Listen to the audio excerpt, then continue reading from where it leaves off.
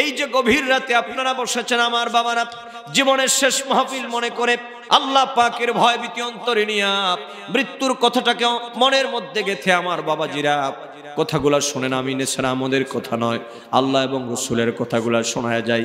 আল্লাহ পাক বলেন, বান্দারে আমি তোমাদের জন্য মৃত্যু সৃষ্টি করলাম, আবার তোমাদের জীবন দিলাম।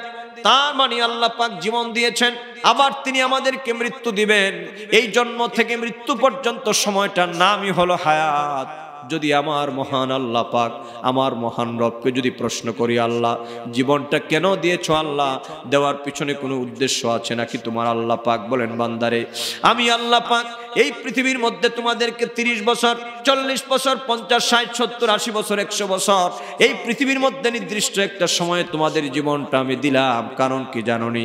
লিয়াবলুয়াকুম, তোমাদেরকে আমি আল্লাহ পাক জীবন দিলাম তোমাদেরকে পরীক্ষা করার জন্য। জোরে বলুন সুবহানাল্লাহ, আওয়াজ দিয়ে বলেন আল্লাহু আকবার। লিয়াবলুয়াকুম, আমি আল্লাহ পাক তোমাদেরকে জীবনটা দিয়েছি একটা পরীক্ষা করার জন্য। আইয়ুকুম আহসানু আমালা, এই জীবন পরীক্ষায় আমলের ক্ষেত্রে কার চাইতে কে বেশি অগ্রগণ্য হতে পারো।